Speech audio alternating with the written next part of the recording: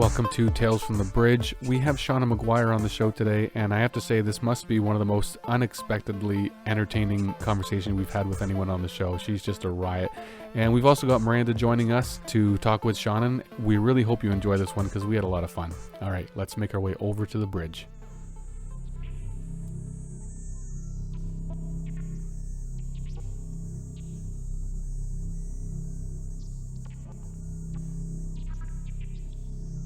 Are very happy to have Seanan McGuire with us today. Encrypted, Wayward Children, The October Day, and the Newsflash books are among many series that Seanan has written. Seanan is also a Nebula Award, John W. Campbell, and Hugo Award winner, and there are many other awards and nominations besides these few. You may also know the works of Mira Grant, which is a pseudonym for works of Seanan, often in the more science fiction horror genre. So, Seanan, we are very happy to have you today. Thank you so much for coming here. Thank you for having me.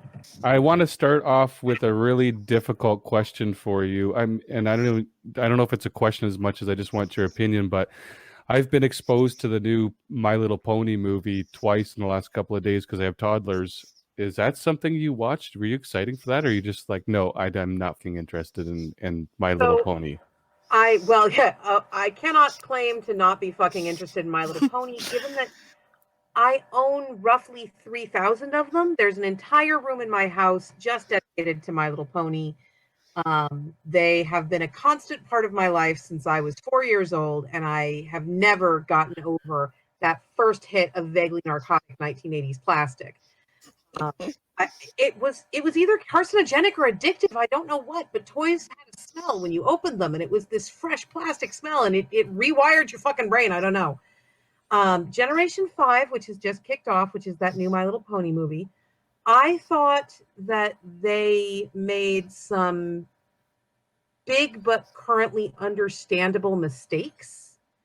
It's the first time we've had a new generation that was directly yoked to a previous generation, because Generation 5 references Generation 4 as being something that absolutely happened. It has faded into myth and legend, but it means that it's a sequel rather than a new standalone reality, which every other generation has been. I'm a Generation 1 girl, so I live in Dream Valley. That's where I'm at. Equestria can go jump off a cliff. And I am personally offended as both a feminist and a lover of toys by the fact that Generation 4 became culturally dominant because dudes not only decided that that it was okay to be into My Little Pony, but that they were going to come in, piss all over everything, and claim that territory as their own. The word brony is a statement of conquest. You can't just be a My Little Pony fan. You've got to be a pony bro. I had someone try to tell me I was a Pegasister, and it is a miracle I did not commit assault. I am not the protagonist's sister in my home fucking franchise.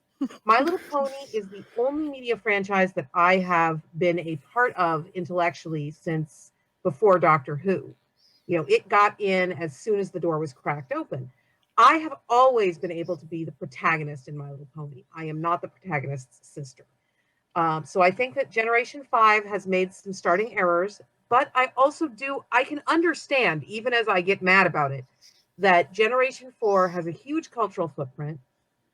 It impacted with the world outside the playroom in a way that no other My Little Pony franchise has done. No other generation has succeeded in doing. Generation 1, you can make an argument for rewrote the way that girls' toys and girls' franchises worked. It seems unrealistic to say, but at the time, My Little Pony was really the first time that a girl toy line had said, you know what? We're going to be a fucking fantasy novel and y'all can cope with it.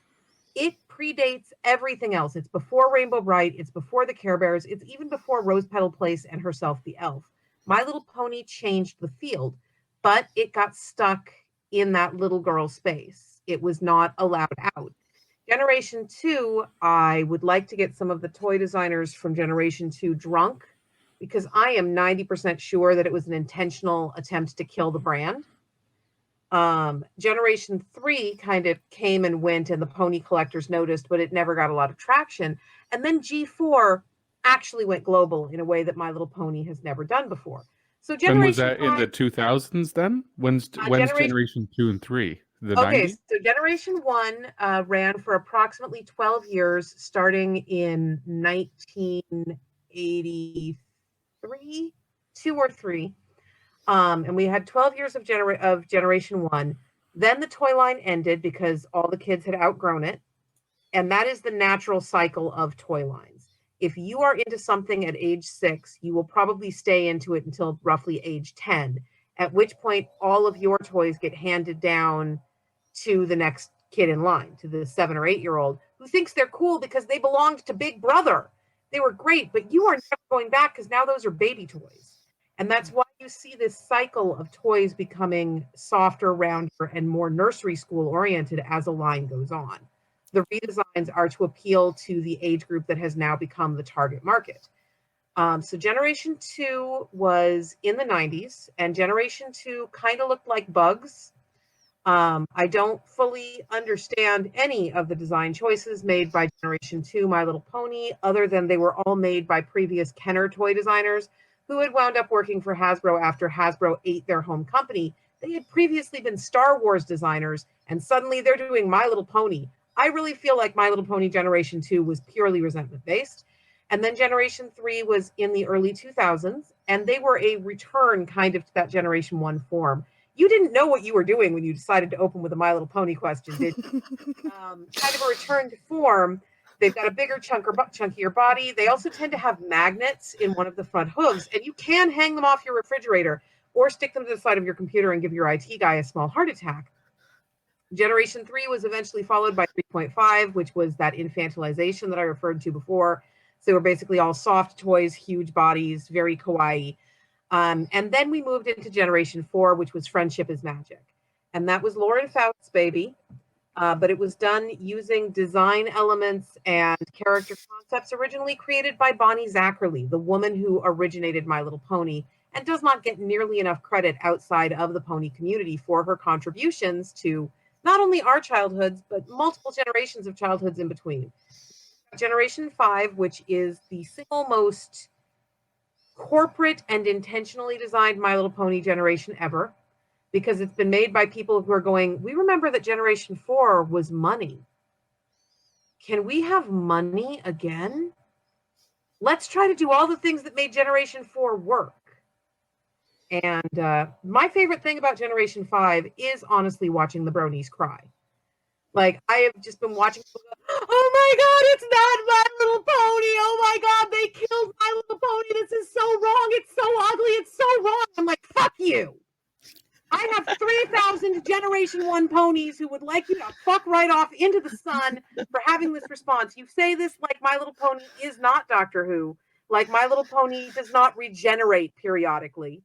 You know, I understand being upset that the thing you loved has changed. I have shared that experience many times. Claiming that Generation 4 was the pinnacle of My Little Pony and we were never going to move on is as unrealistic as me demanding that Hasbro break out the Generation 1 molds and put my toy line back into production today.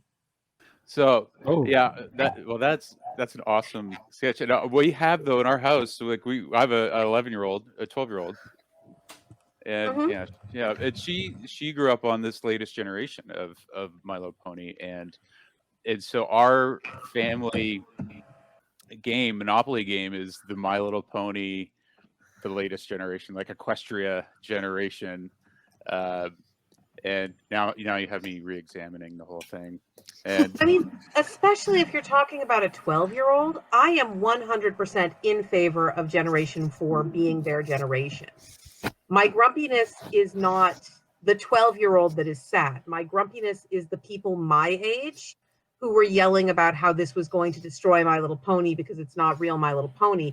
And I'm like, y'all are the reason that kids couldn't Google My Little Pony for several years because the amount of pornography that they would then be immediately exposed to was horrifying. Yeah, and I 100% correct. Yeah, I say this as a grown adult who is totally fine with the existence of cartoon porn, but if the franchise is aimed at 4 to 10-year-olds, as My Little Pony originally was, maybe some of that stuff is not okay and should not be tagged My Little Pony. Generation 1, we had our porn. I didn't know about the My Little Pony porn, but did you, in the Generation 5 movie, they use They use a clip from My Little Pony Generation 1, our television show, which was My Little Pony and Friends. The actual clip is from the My Little Pony and Tails continuation that only aired originally in the United Kingdom, and I was delighted to see it. And the Dance Dance Revolution machine, did you see that part? Well, of course I did. Everyone in the universe sent me the clip of that part. I'm sure they did, yeah. I thought of you as well. Yeah. In case you're not aware, Sam, I have a Dance Dance Revolution machine. It is in my garage. Her name is Baby, and I love her very much. Nice. So crossing over My Little Pony and DDR was basically a guarantee that everybody and their sister was going to make sure I knew the movie was coming. I noticed, like, we were passing around some material, and a quote jumped out at me at the beginning of "We Are All Misfit Toys" in the aftermath of the Velveteen War, and it states here that you may or may not be the advanced scout of a race of alien plant people. So I'm curious when we can expect their arrival. Will their rule be benevolent, and will we be forced to a meat-only diet? Oh, we're gonna eat all y'all. Oh, okay, I see.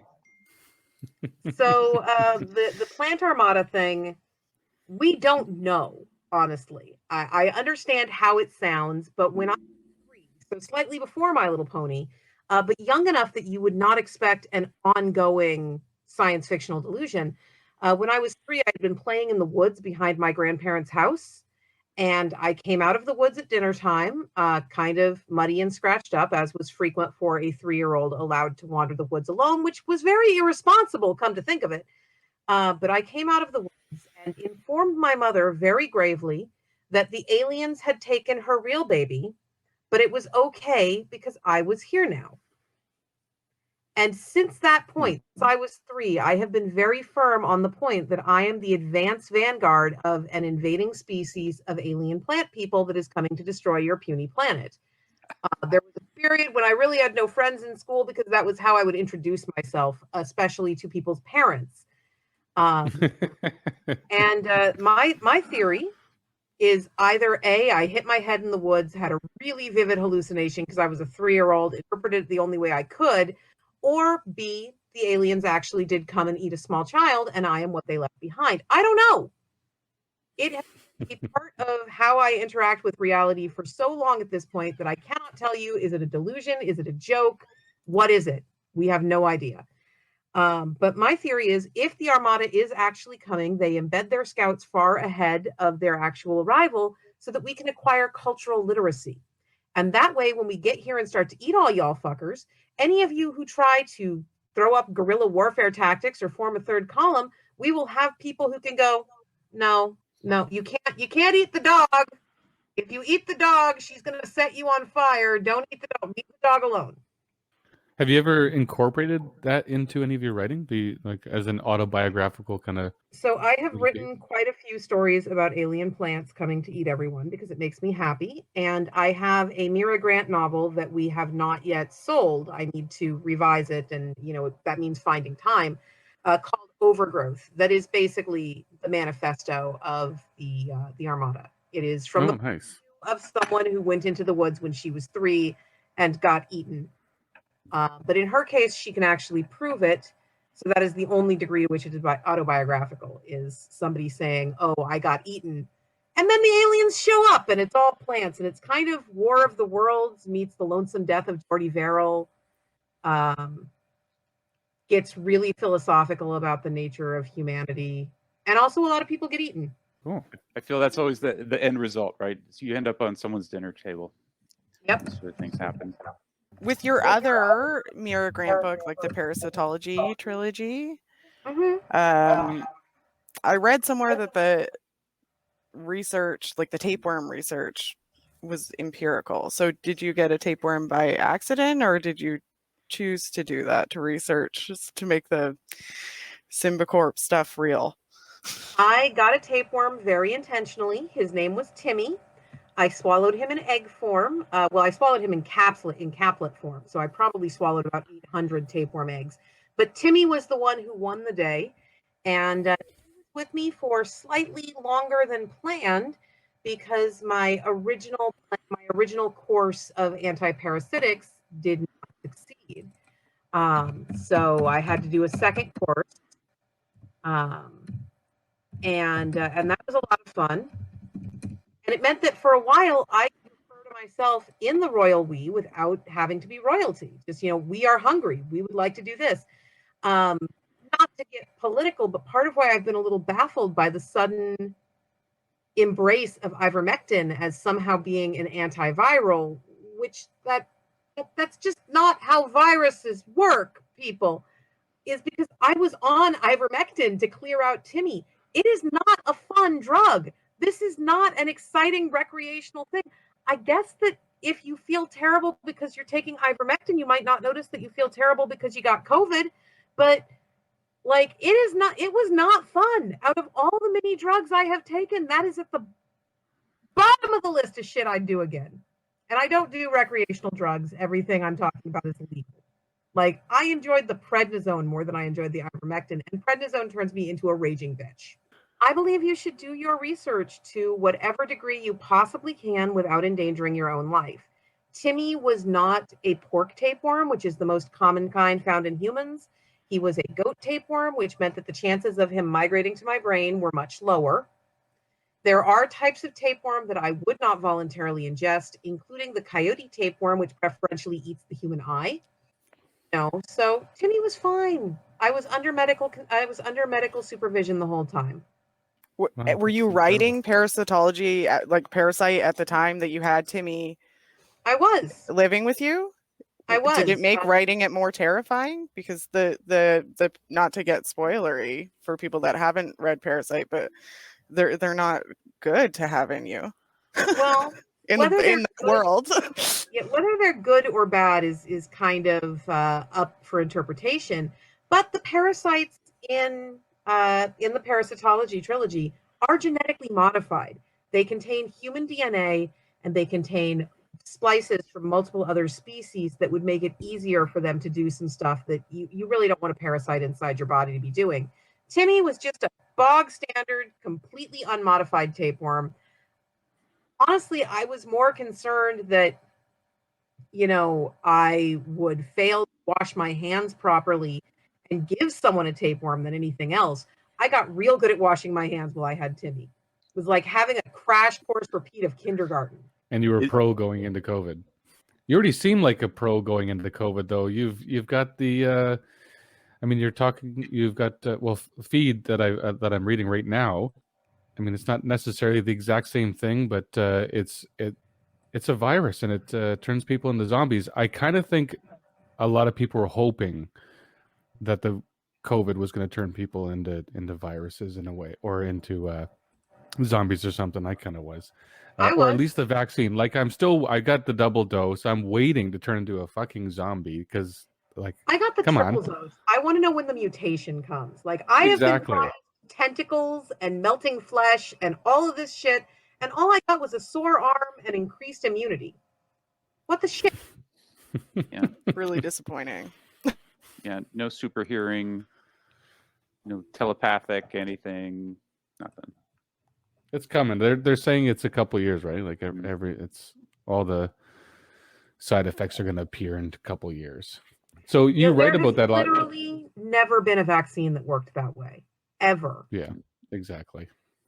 Even negative vaccine reactions have happened in a short enough period of time that we would have seen them by now. Sorry. That's fine. Well, so on that topic, with feed, we get the crazy right wingers. Now, I don't want to get too political here, but it's a common theme that there are also left wingers that are cheerfully messing things up for the rest of us. It is a left wing politician who has proposed making it legal to deny medical care to people who are not vaccinated. As soon as you start thinking that you are the one who gets to decide who is and is not a person, you have put yourself into a position to fuck things up.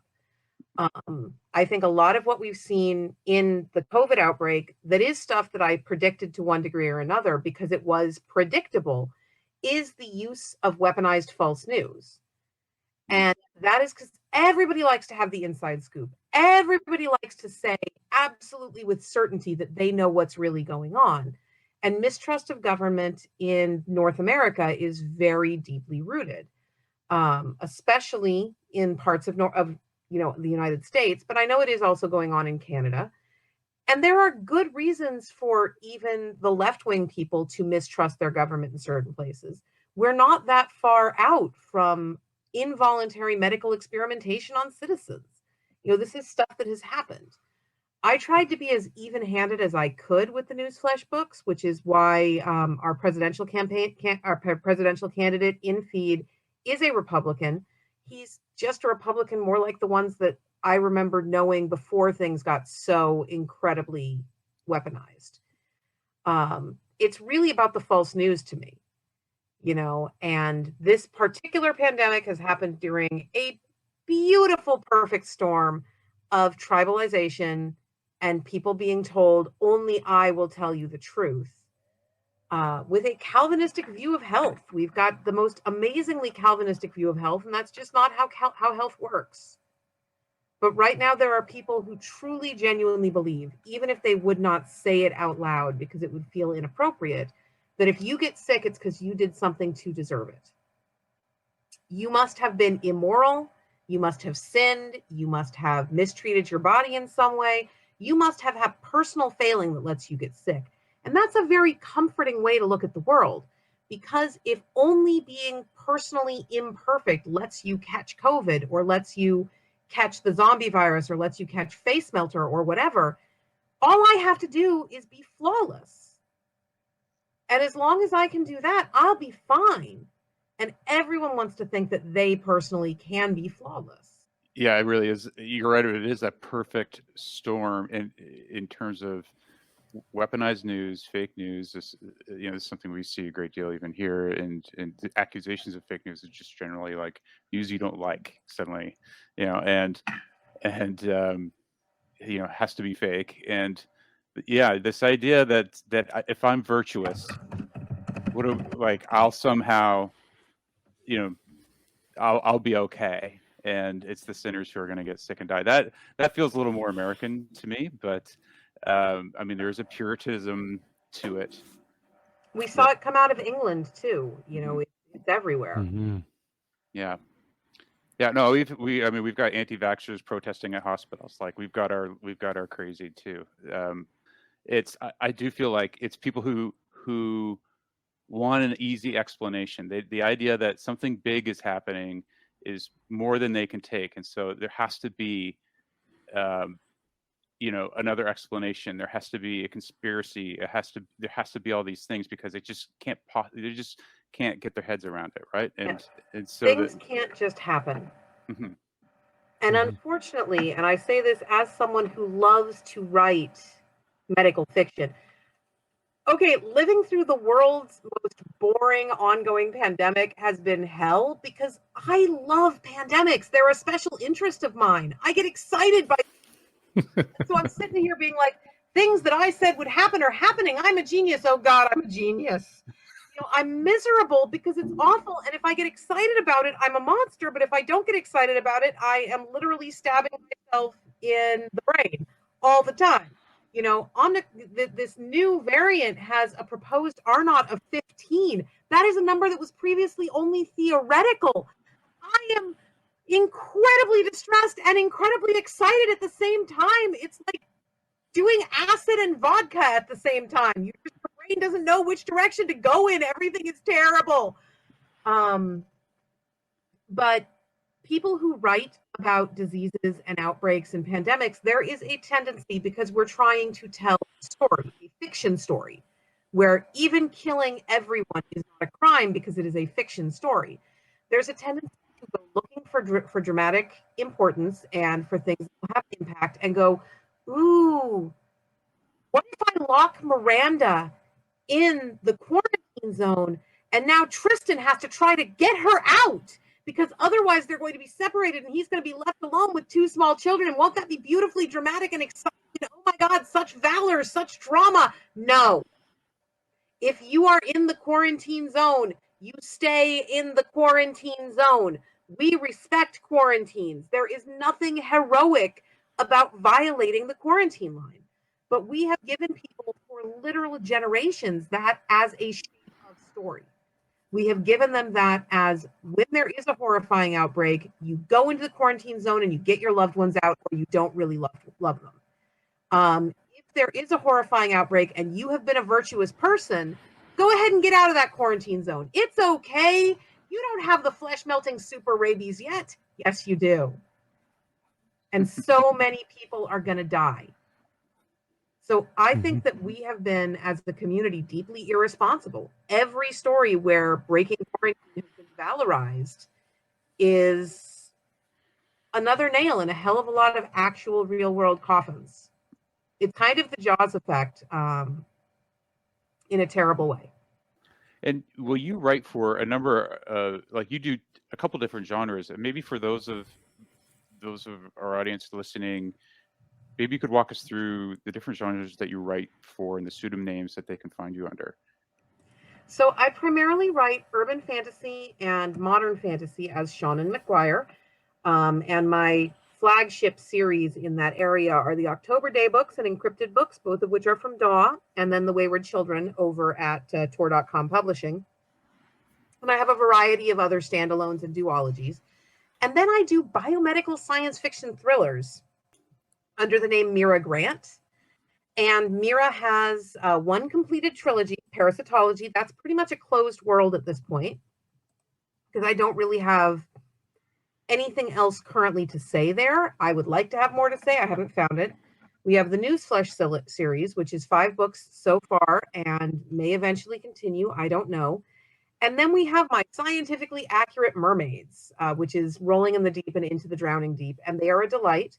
Mira has also done a bunch of novellas through Subterranean Press. I highly recommend them. I think they're some of my best work. They're definitely some of my nastiest work. I do not recommend reading Kingdom of Needle and Bone right now if you haven't already. It's not good to read during a pandemic. I don't suggest reading it during the pandemic. It will make you sad. And then as A. Deborah Baker, I write the middle grade Up and Under series through Tor.com Publishing. And those books are proof that if you're nerdy enough, the snake will eat its own tail, because they are fictional texts that originally appeared in my book Middle Game. So in Middle Game, A. Deborah Baker wrote and published these books roughly contemporaneous with The Wizard of Oz, and they have left a cultural impact. So it feels a little arrogant to then be writing them and publishing them myself, but I get to write them and publish them as A. Deborah Baker. So my fictional author, who was supposed to be so powerful that she rewrote reality, has literally started publishing books in the real world. And that is meta on a level that just makes me really happy. That's awesome. Well, you must also be pretty excited about the Paramount Pictures and them picking up some of your work. And I'd like you to tell us about that. But also, I kind of want to know, when someone picks up your work, do you feel that that's the work you wanted to get picked up, or is there another series or another book you're like, oh, I wish someone took that one, and I wish they were turning that into a movie or show? Could you tell us about that? So the thing about film options, I try to explain it to people fairly badly as, what if I wanted to rent your house to throw a party? So I want to throw a party in your house, but it is very important that only I be throwing a party in your house. I will give you $1,000 American to hold your house for me until June 1st, 2022. You can still live there. You can do everything normally. You just cannot throw a party in the house. Now, if June 1st comes and goes without me throwing a party, you get to keep that $1,000. On the other hand, I can throw a party at any time in that 6-month period. You can't stop me. And if on May 31st, I go, hey, I want to extend my party option another 3 months, I can give you another $500. And that's kind of how options work. You don't get that other $500 unless I extend. I left a part out, which is if I do throw the party, you get another $5,000. So that's a good enough reason to let me rent your house effectively for $1,000. You could get a lot more money if it inconveniences you in any way, and otherwise, hey, free money. And that is how media licenses work, is they go, we'll give you $1,000 to say that only we can make this movie. And if we make the movie, we'll give you another $5. And if we don't make the movie, you get to keep the $1,000.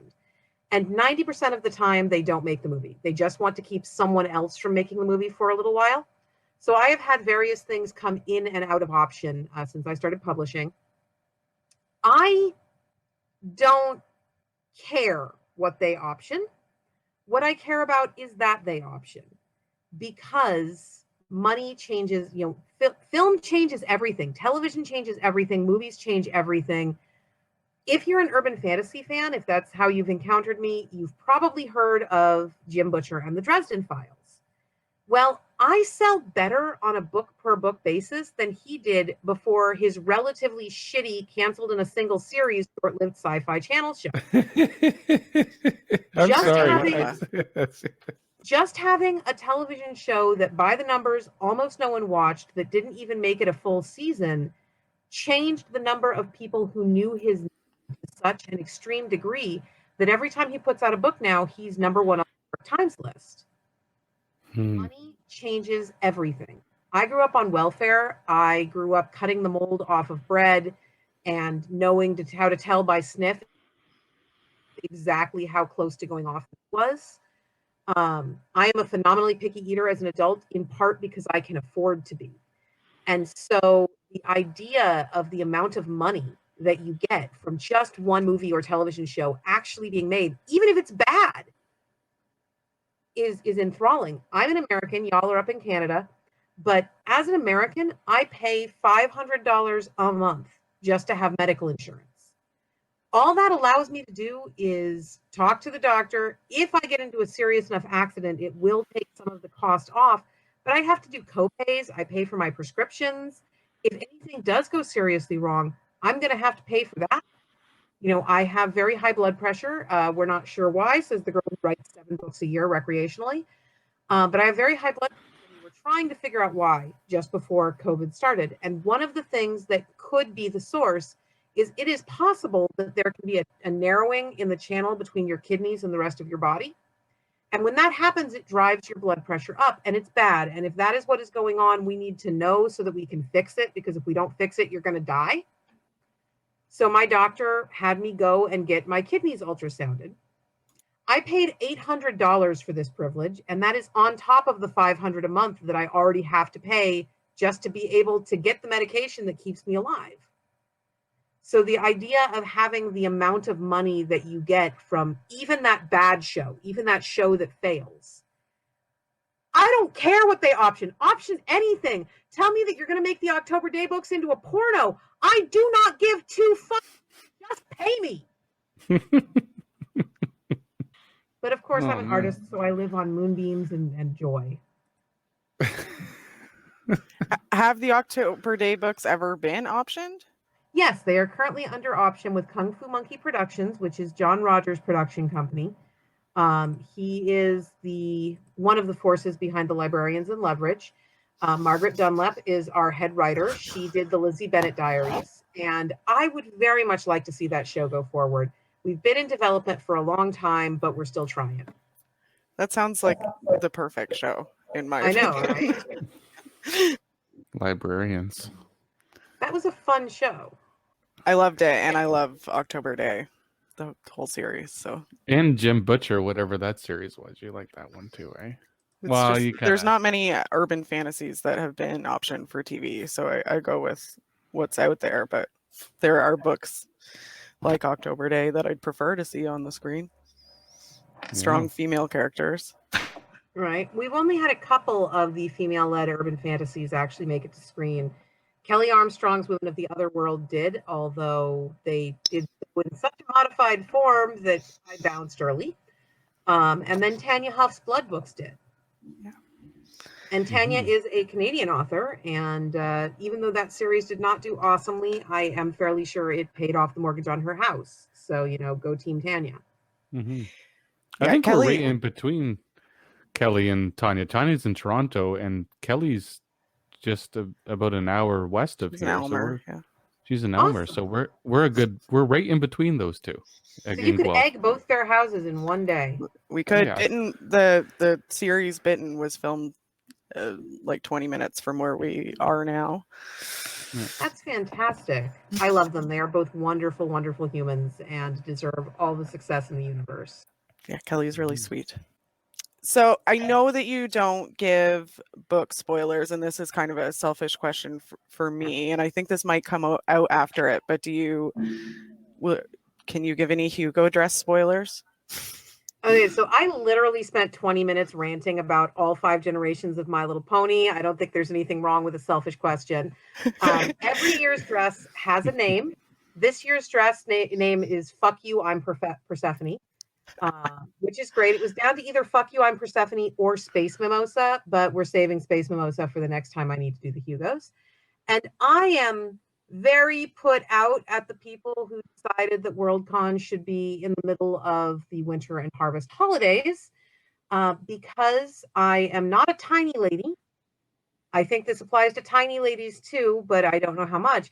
I am a moderate to large-sized lady. And that means that I wear plus-sized formal wear. And plus-sized formal wear requires a lot of foundational support. Like I get a corset to go with each Hugo dress so that it fits and the dress will fit and everything's proper. And this year's dress, if I gain even half a pound, the corset will not close correctly. But by the time we discovered that, we were too close to Worldcon for me to get a replacement corset.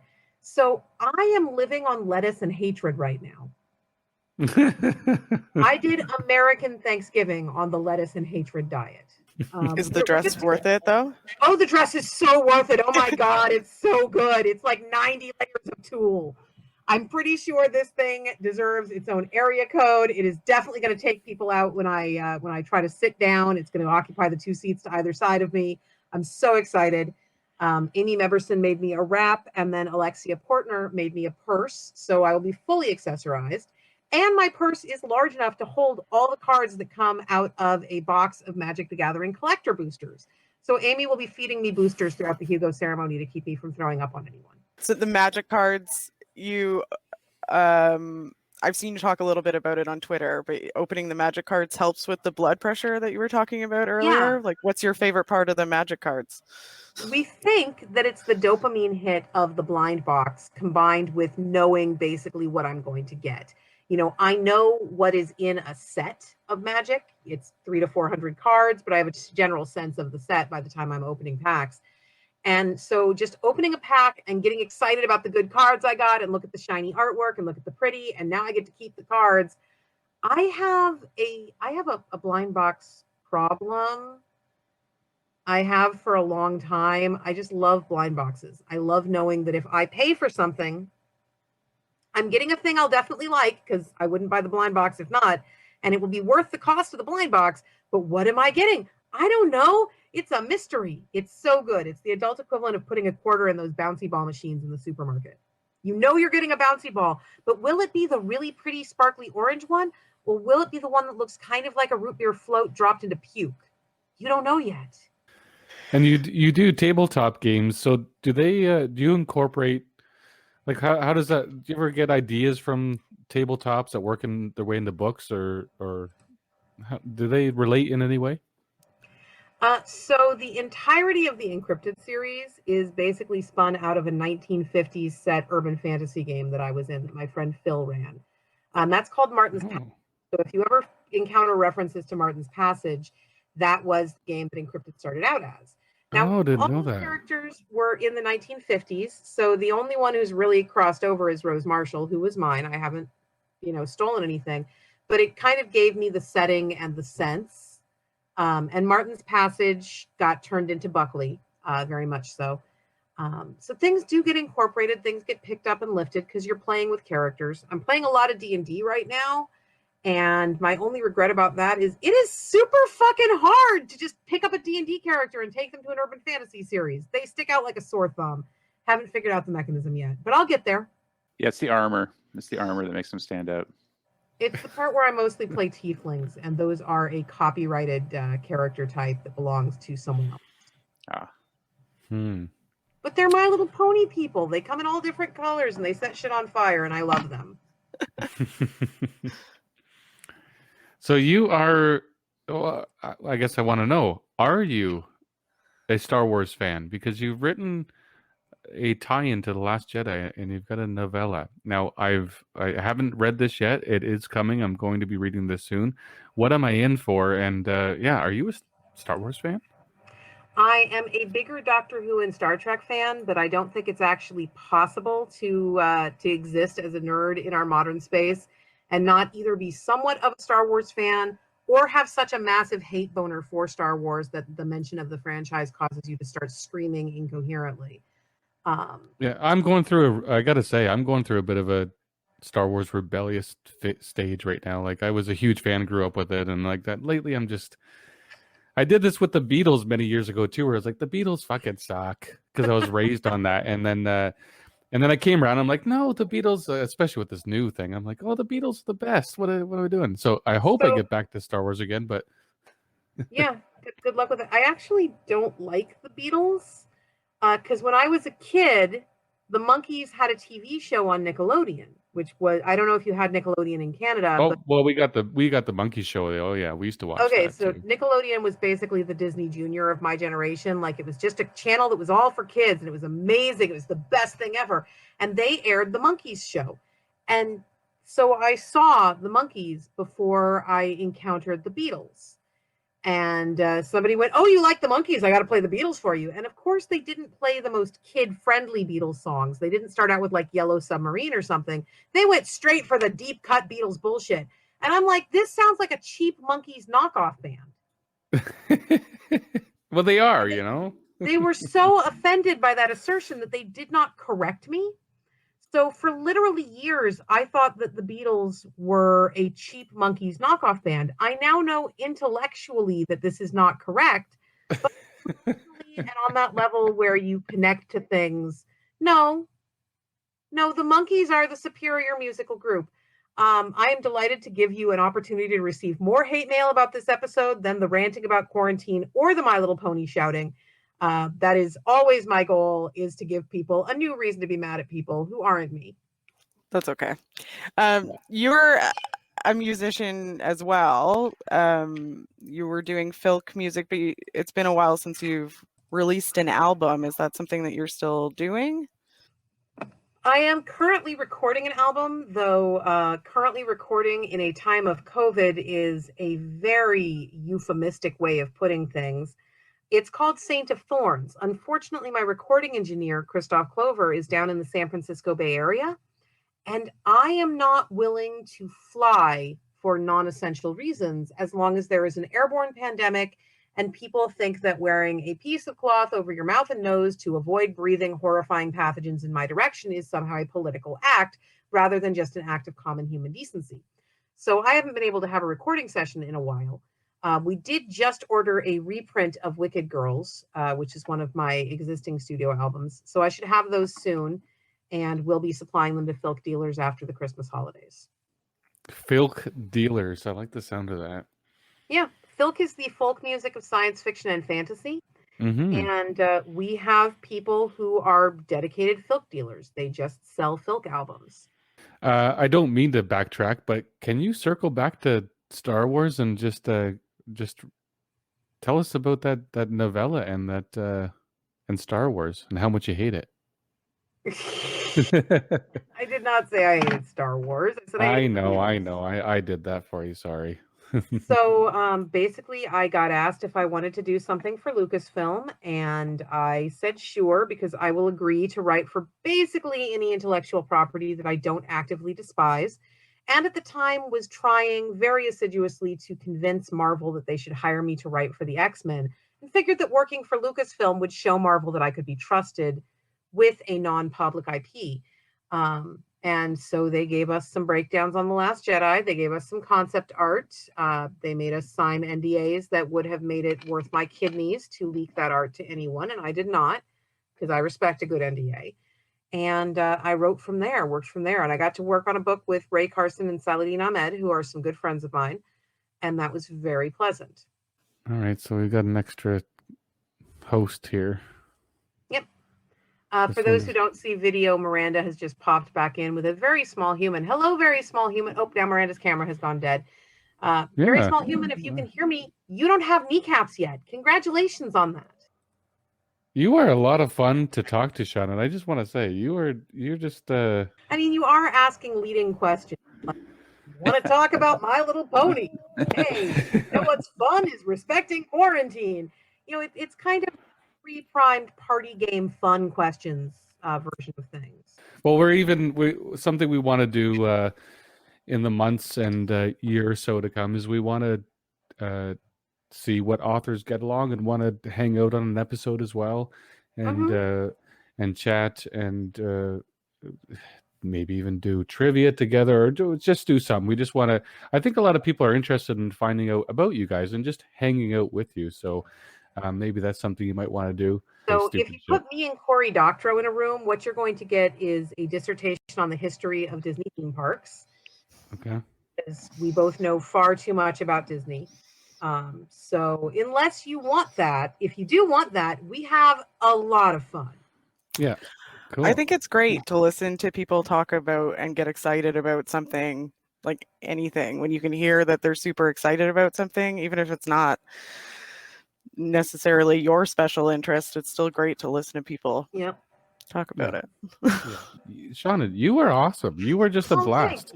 I love seeing you, Seanan, where you just kind of want to hang out too, and you're not bullshitting anyone with anything, and I really appreciate that. So it's really fun to get that with you. Yeah, I figured out a long time ago that I am using all of my pretending to be someone I'm not coins on pretending to be a human and not an alien plant.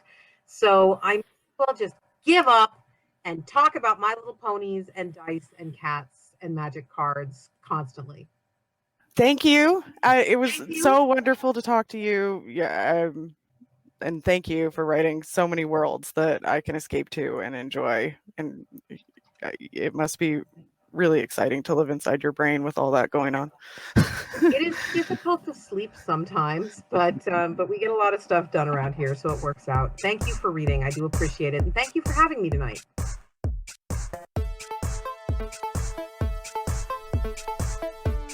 Well, we said that was going to be entertaining, and it certainly was. Seanan is so much fun, and we hope we can talk with her again and have some wacky conversations. Thank you for joining us, and watch for some special episodes coming out in the next few weeks. All right, until next time.